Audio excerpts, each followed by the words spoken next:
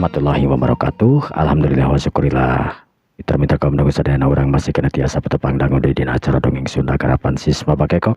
Teraskeun hanca dongeng anu biasa anu maneh ku urang didangukeun dina dinten ayeuna. Teraskeun hanca dongeng anu ka-270 na dina jejer Jakat Teueuh. Mitra-mitra Berbados oge nganuhunkeun pisan kasadayana anu tos masihan dukunganana, anu tos masihan subscribe-na, anu sok komen oge karena terus masihan komen-komen hatur nuhun pisannya oge hatur nuhun ka palawargi anu tos masihan motivasi ku komenan-komenan anu nyelenehna pribados oge nyuhunkeun diapunten kasadayananya margi dina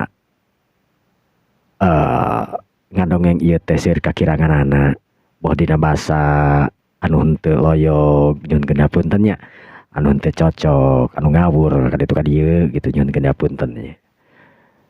Oge perkawis telat dina pembawaan dongengna pribados teh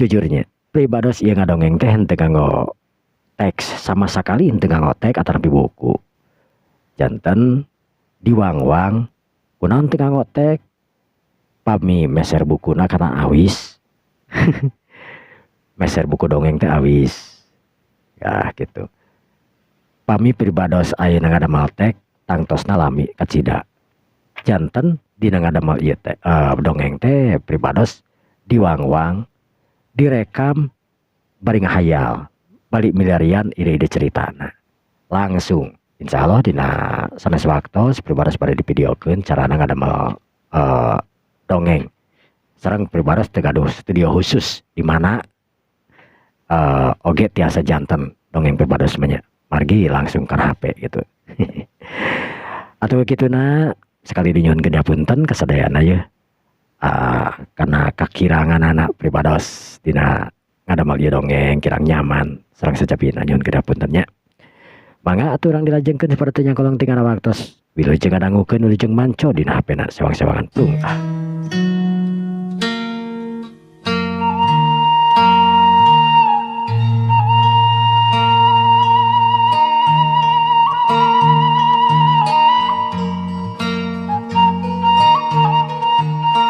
Para mitra kaum dangu sadayana Jakat Teueuh jeung Prabu Ragaranting harita geus paduhareupan Jakat Teueuh anu neuteupna seukeut panonna lir ibarat silalatuan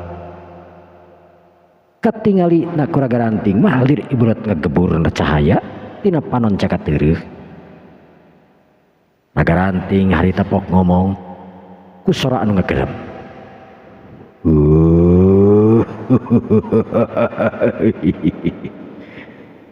manusia anu ngaran Jakat Teueuh kaula yakin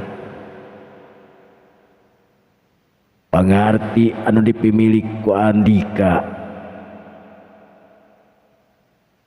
hebat lamun Andika bisa ngelehkeun kula bakal sumujud ke Andika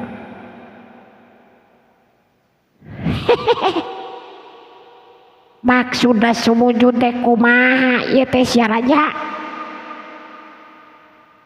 kula bakal ngaku secara satria kana kaunggulan Andika salaku bangsa manusia sejarah keur kaula lamun nepi ka kaula eleh ku anjeun bangsa manusia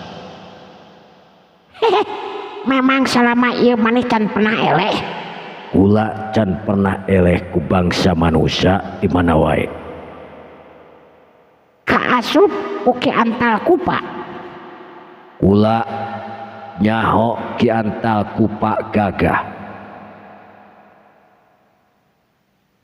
ki antal kupa teu pernah paduhareupan jeung kula sanajan kula atawa ki antal kupa pada apal saha ari kula saha ki antal kupa gitu. Nah makin jeung tegelut atuh. Eueuh anu kudu diperebutkeun jeung Ki Antal Kupa. Umatak kula jeung Ki Antal Kupa memang seperti dulur. Seperti dulu apanan Ki Antal Kupa mah bangsa manusia. Bener, Ki Antal Kupa bangsa manusia. Tapi Ki Antal Kupa oge loba nu dipuntangan ku bangsa jin. Tanagana sering dipentat tulung sabab kemampuan dina ulin bela diri na memang hebat. Leuwih hebat di bangsa jin. Oh gitu. Terus ayeuna kumaha ieu masalah obat yuing? Obat nu dibutuhkeun ku anjeun aya di diri kula. Mampu anjeun ngelehkeun kula hartina obat bisa kabawa. Hade lamun kitu mah sabaraha jurus? Paling saeutik sadua jurus. Lieu lobana 4 jurus. Salah saurang ti urang kudu ngaku kaunggulan. Hade lamun kitu mah satuju. Jaka teueuh harita leumpang nyampeurkeun Ki Antal ka Prabu Ragaranting. Prabu Ragaranting anu nangtung gagah bari nulak cangkeng. Sakabeh jalma atanapi sakabeh para anggota jin, lain anggota beureun. Ai bangsa jin tentara, para sakabeh tentara jin anu nyakseni dina waktu harita eak-eakan surak ngadukung karaja maranehanana Prabu Ragaranting anu arek ngayakeun tarung jeung bangsa manusia anu ngaranna Jakateueuh. Ragaranting harita neuteub seukeut ka Jakateueuh anu nangtung mancuh dina tangtunganana.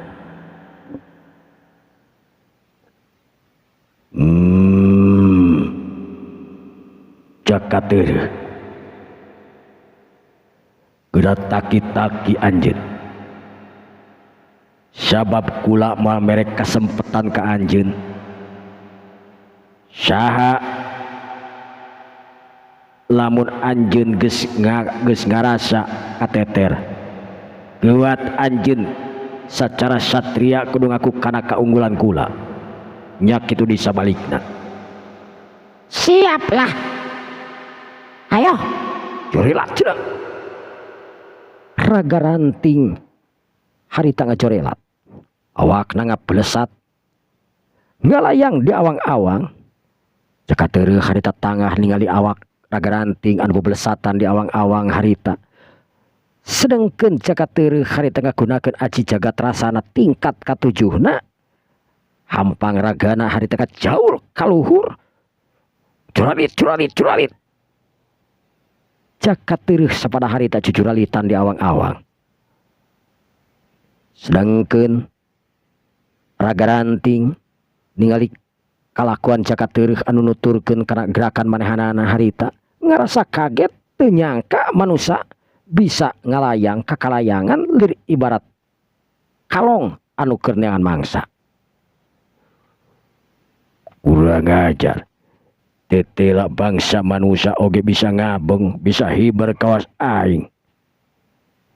Ceuk hatena Ragaranting harita ngarasa kaget. Corelat. Ragaranting corelat kagigireun Jakateueuh. Leungeun harita ngabelesat nu maksudna arek kababuk kana dadana Jakateueuh anu harita nangtung di awang-awang. Jakateueuh anu ngagunakeun aji jagat rasana geus teu canggung deui nangtung di awang-awang lir ibarat nangtung dina taneuh anu kokoh. Olebat Ragaranting harita ngapetukeun leungeunna, gampal leungeunna anu kokoh harita nyoloyor arek nabuk kana pelebadadana Jakateueuh. Cakat teureuk harita teu nyingkahan panarajang eta musuh. Samalah dadana cakat teureuk harita dibusungkeun. Bari cakat teureuk pok ngomong. Raga ranting, hayang nyoba aing kada kekuatan maneh cing sok ieu tada aing tah. Ceuk cakat teureuk harita ngabusungkeun dadana. Atuh puguh we. Raga ranting sapada harita kaget anu luar biasa. Dada cakat teureuk anu disangeukeun ka hareup harita geus teu bisa dibendung deui.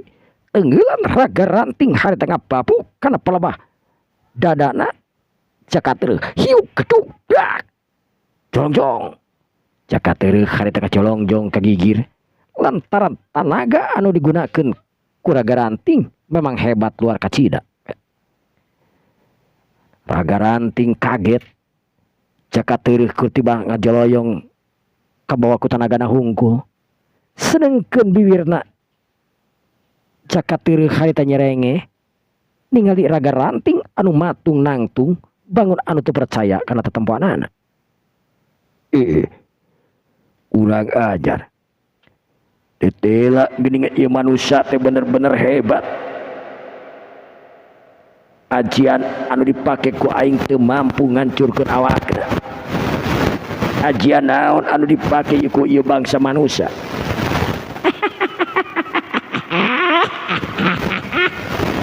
Kunaon kalaka cuma get kitu teh. Ai.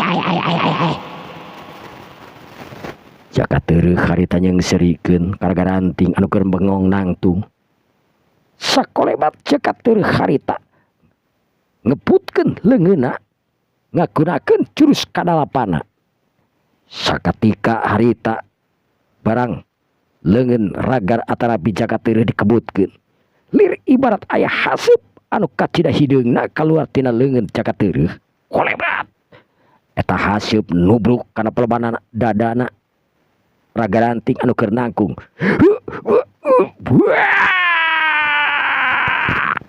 Raga ranting sabada harita ngoceak terus lagrag kana lemah nepi ka euneur tur ingeung jagat anu dipake lagrag ku raga ranting. Celek. Cakat teureuk harita turun ka handap. Saeutik oge teu kadenge aya sora lantaran ajian hampang raga anu dipemilik ku cakat teureuk anu memang geus sampurna. Cakat teureuk nangtung harita teteuparana seukeut ningali kana awakna raga ranting anu ngacapapa ngagoler. Sakabeh anu aya di dinya bala tentara kur tiba tungkul teu wani gagabah komodi bari nyerang mah ka cakat teureuk. Cakat teureuk harita pok ngomong. Raga ranting. Sakumaha anu geus dicaritakeun tadi ku Andika. Kula ayeuna mentaha kula. Mana obat anu rek dibikeun ka kula?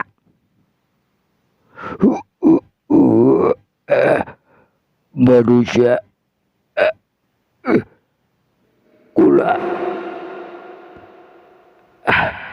kula ngaku kana kahebatan Andika manusia. Kula talu ka Andika manusia.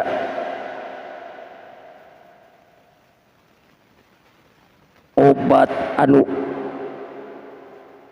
keur diteangan ku Andika aya di diri kula. Aya di diri maneh? Kumaha carana uing nyokotna?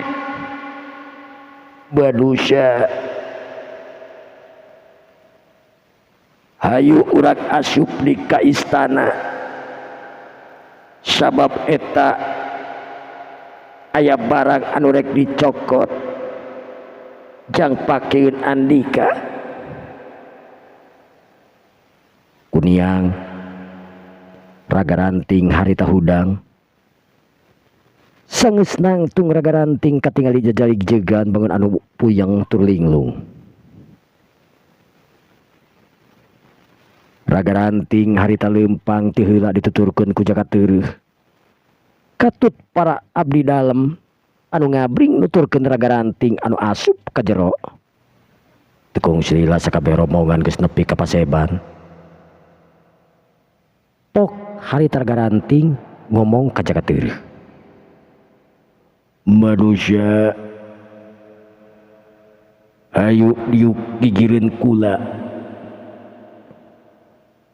Dagoan sakedeung kula arek nyokot pepernian. Heglah kuing di dagoan. Tapi kamana ge di dagoan kuing mah. Cek Jakateureuk harita bade diuk make jeung tumpang kaki sagala. Sedengkeun Kipati Ragarangkek harita neuteup ka Jakateureuk tapi kur sareretan teu wani neuteup langsung sabab geus apal sakumaha kasakten Jakateureuk anu hebat nu mampu ngelehkeun raja maranehanana anu kacida saktina anu ngaran Ragaranting. Tekung Slila Prabu Ragaranting harita geus datang kek diuk deui dina tempatna digigireun Jakateureuk dina kursi kerajaan anu di taretes ku Inten jeung Merlian. Jakateureuk kula arek nitip ieu barang ka anjeun. Ieu barang teh mangrupakeun warisan ti karuhun kula. Ieu barang anu memang diajangkeun jang hidup sabab kula geus janji sing saha-saha anu geus ngelehkeun kaula kula bakal mere hadiah ieu barang. Barang naon atuh dengan barang jeung barang naon bisa dijual teu kaluak. Ieu barang lain jualeun tapi ieu barang boga kaca keajaiban. Bisi isuk Jaganing Geto andika perlu bantuan ti kula anjeun bisa ngagunakeun ieu barang. Mana atuh barangna cika nempo dah? Sabar manusia, ieu barang aya di dieu. Prabu Ragaranting harita muka kotak anu warna beureum. Barang dibuka purisat eta tina jero kotak katingali aya cahaya anu kacida pisan mantak serabna ku tetempuan jalma atawa bangsa jin anu keur mencerongna harita. Eta kotak teh dieusian ku hiji batu anu geus lengkap jeung watangna anu ditaretes ku Inten jeung Berlian. Gap eta batu teh dicokot nu saterusna dikepeul ku Ragaranting. Pok Ragaranting harita ngomong deui. Jakateureuk ieu batu merah dalima loba merah dalima di Tegalaga oge ngan palsu eta mah. Ieu mah asli. Nah make jeung nyebut asli jeung palsu sagala.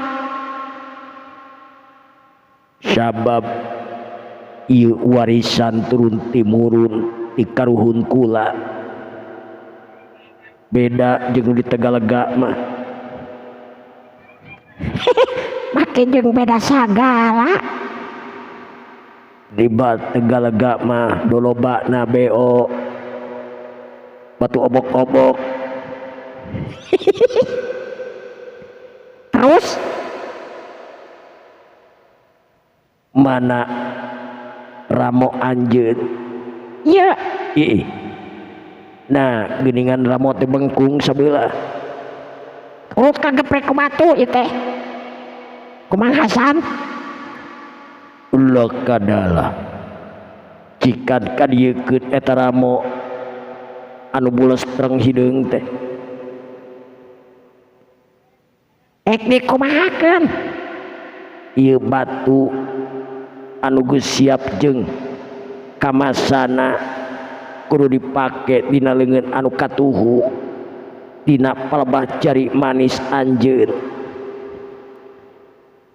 oh gitu. Tapi jari manis uingna gede ieu teh kumaha urusanana? Teu ngaruh ek gede rek leutik arek bungkek oge teu nanaon sabab ieu kamasan bisa asup kanu sagede cangkeng. Bisa asup sagede kana nu sagede cangkeng oge Nya bisi Andika rek make dina beuheung oge bisa ngan asa teu pantes we jiga anjing. make jeung jiga anjing sagala Geus we ayeuna mah kadiekeun eta leungeun anu buntet teh. ya Caka teureuh harita ngasongkeun leungeun katuhuna. Caka teureuh neuteub kana batu anu rek diasupkeunana. Gep leungeun caka teureuh harita dicepeng ku raga ranting. Batu harita rek disiap diasupkeun. Karasa ku caka teureuh leungeun anu dicepeng ku raga ranting harita ngageter. Barang pus eta cincin asup kana jari manis caka teureuh. Aneh bin ajaib, caka teureuh anu tadina make cincin ilang sakatika. Caka teureuh kerung sabab jelas-jelas eta cincin tadi diasupkeun kana pelebah jari manisna. Tapi ujug-ujug leungit teuing kamana ngilesna sanggeus aya dina jari caka teureuh. kunaon ieu cincinnya bisa jadi leungit kieu ya? Wah nipu menurut ieu maneh mah ya.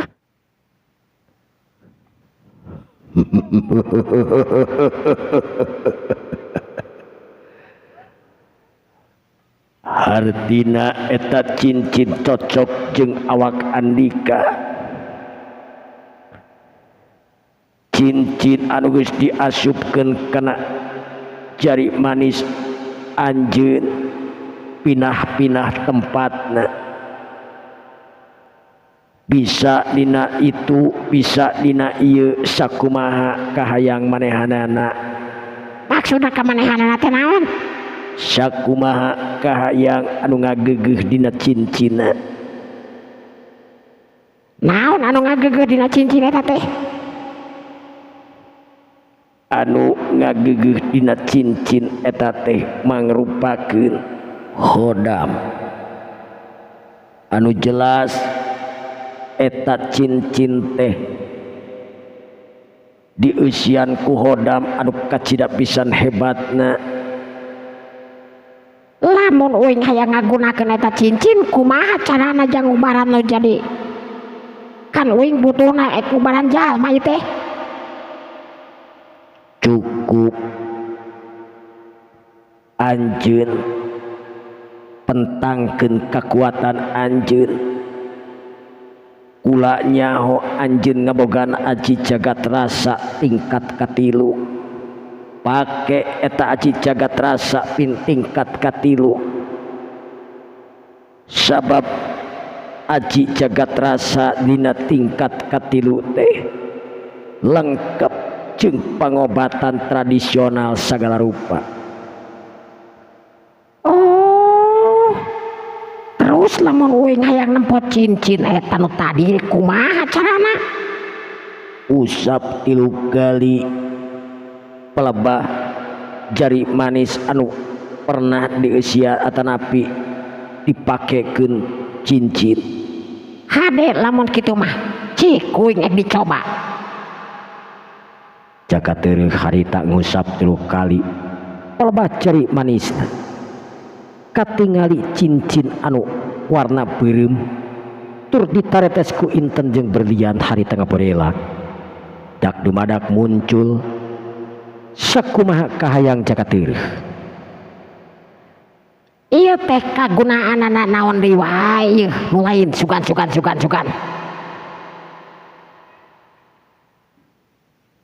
Ieu cincin teh mangrupakeun sarana jang pangobatan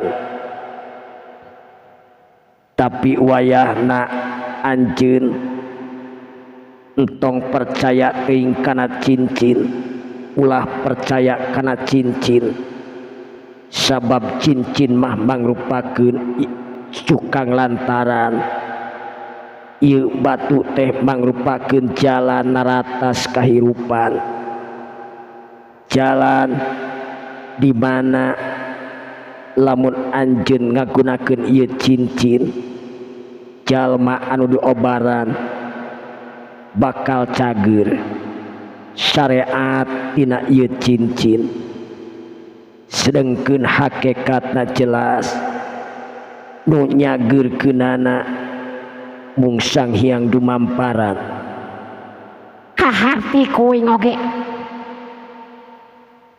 heg kuing ieu cincin ditarima sugan jeung sugan jalma anu rek pitulungan kuing jalma anu arek diobatan kuing sing cager berat anjeun laksanakeun sakumaha paniatan anjeun datang ka ieu pitempatan pikeun neangan ubar naon anu disebutkeun kukula tadi yen cincin ieu mangrupakeun sarana heeh kaharti kuing terus kuing ayeuna balik kumaha ye maksudna balik kumaha apanan uing teh ayeuna di nagara jin ya manya uing moal dianterkeun kula percaya anjeun moal kudu hese keluar ti ieu pitempatan barang harita keur kitu katingali aya 3 wanoja anu datang ka dinya jelas anu hiji mah buukna panjang ngagebain nepi kana buuk atanapi nepi kana bujurna sakabeh nu aya di dinya mencrong kanu karek datang anu geus teu asing deui keur maranehanana mah nyaetana Nyi Putri Ayu Nying Tias wanoja anu kacida geulisna anak Prabu Ragaranting. Ayu Nying Tias harita lempang ngageblay ibarat macan teunangan nyamperkeun kanu jadi ramana Prabu Ragaranting. Ragaranting harita neuteub kanu jadi anakna samata wayangna bari pok ngomong sorana anca nakeranan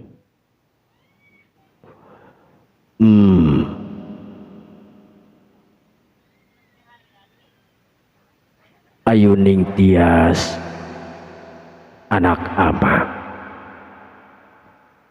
aya naon tarat-tarat bisa sari nu geulis kapalih dieu ieu teh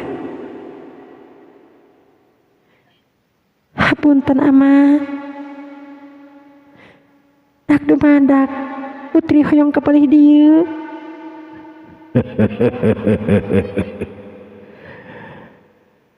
ke ama anu jadi bingung nama teu sataun sakali putri ama anu geulis ngincakeun sampeanana ka ruangan paseban cik aya naon nah aya kaperyogian ka ama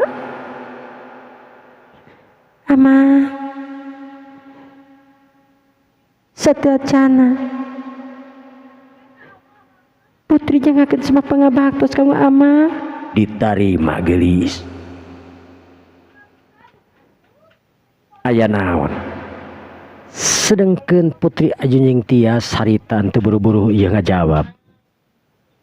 Putri Ayu Nying Tias harita anu nangtu ngajeten bari neuteub seukeut ka hiji jejaka anu keur diuk digigireun Sang Rama. Nyaetana hiji jajaka ti bangsa manusia jakat teueuh anu memang keur Ayu Nying Tias beda ti jalma-jalma anu lainna. Ayu Nying Tias geus nyaho saha ari jakat teueuh anu geus mampu ngelehkeun kana jadi bapana. Pok Ayu Nying Tias harita ngomong kana jadi ramana. Ama, Aya naon gelis? Aya naon? Sok nyarios ka ama gelis.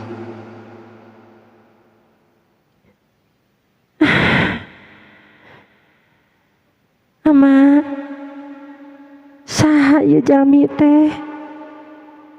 Oh, nah hidup penasaran ka ieu jalmi anu calik isagedengeun ama. Ieu teh namina jakat teueuh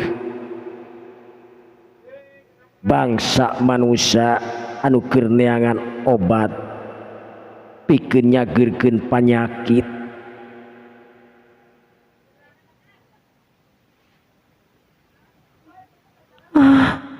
Nuju milarian obat naon?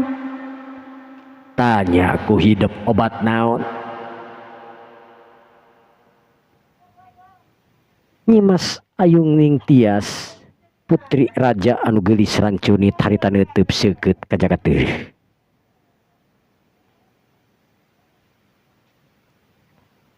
Manusa saha ngaran anjeun?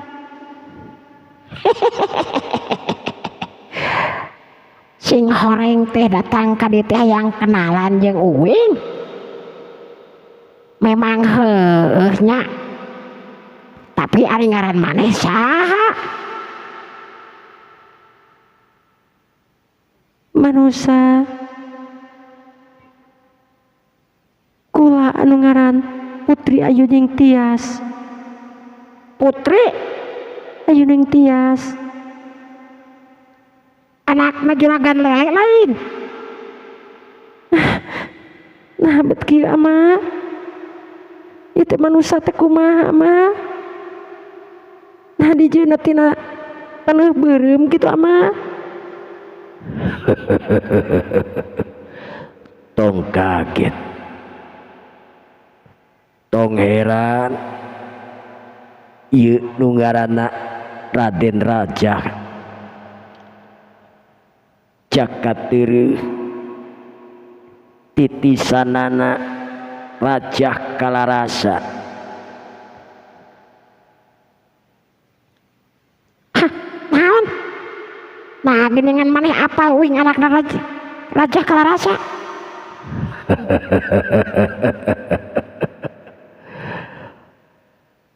Tong boro-boro ningkula apal ka bapakna sanajan ka aki anjeut kula apal.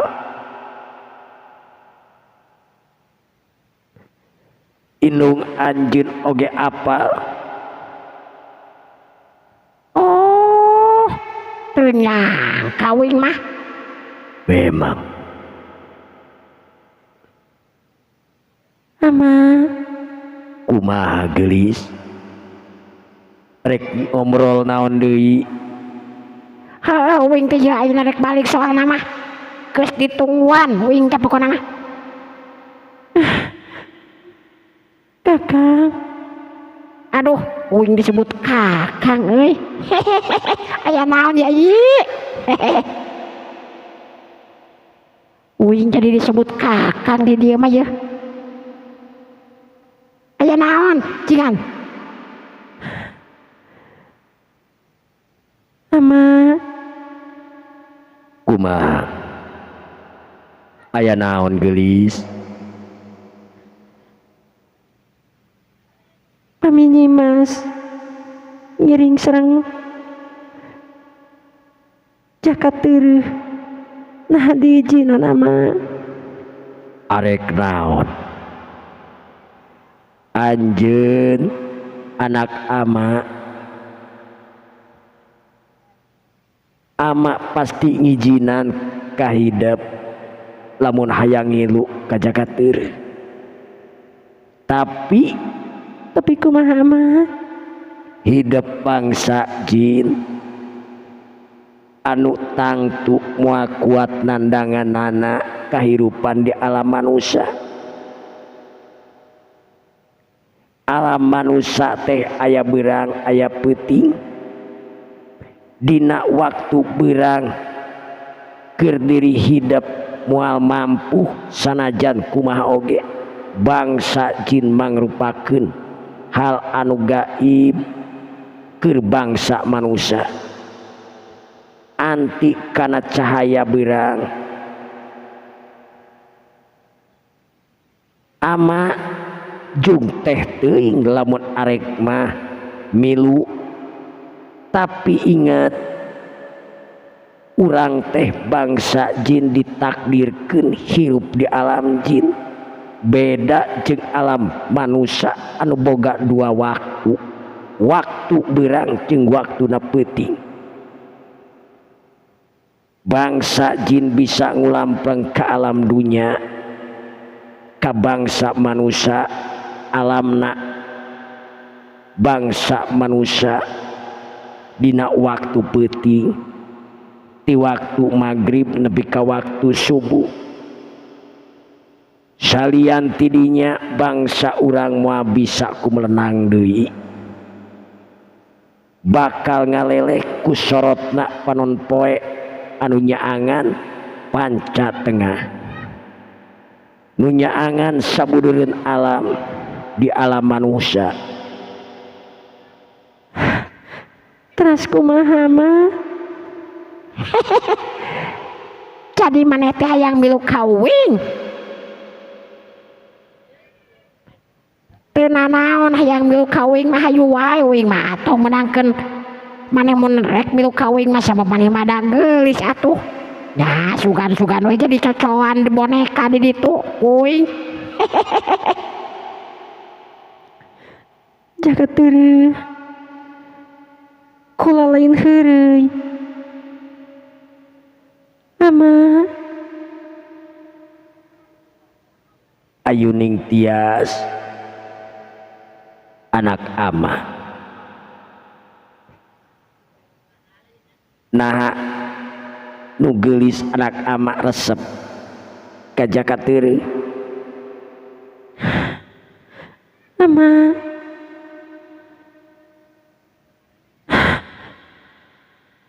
Nyimas ngaraos asa regreg ningali ieu jagat teueuh ama.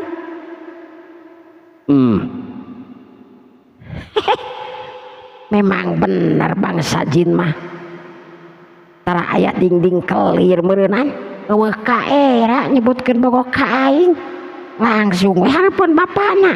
Coba lamun si Nis ngomong kitu ka uing, wah. Jagat teueuh Kaula nuhun. Suarana ieu cempring euy. jagat teueuh anak kula putri Ayuning tias teh geuningan resepkeun ka anjeun. Kumaha pipikiran anjeun nah sarua jeung pipikiran anak kula. Lamun uing henteu resep ka anak amaneh bohong sabab anak maneh anu sakitu geulis kumuleungna kitu. Coba nyebutkeun uing teu bogoh bohong eta keur pikiran uing dosa. Uing oge sarua bogoh ka anak maneh teh. Tapi heueuh bogoh we kur sabukadar bogoh na hungkul sabab uing oge boga calon pamajikan anu keur ayeuna geuring teh. Cuma mungkin uing kawin ka bangsa jin kumaha man bisa nya pira aku puing papangi peuting hungkul amrung uing mah.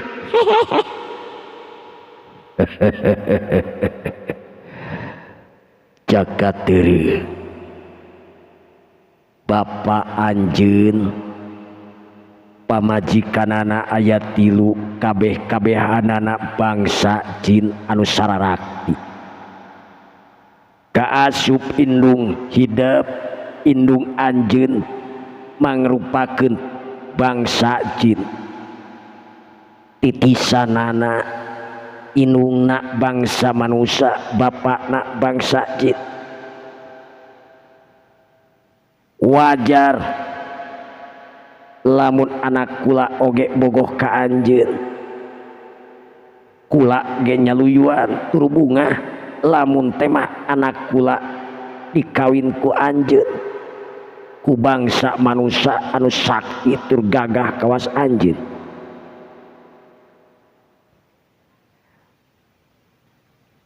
Tanyakeun ka bapa hidup kumaha bisa nak kawin ka bangsa jin.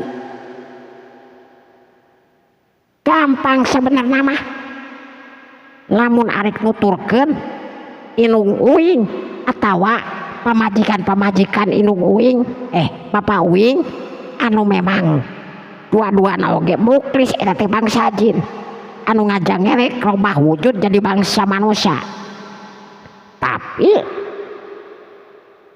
Tapi kumaha tapi waktosna kamu jeung seep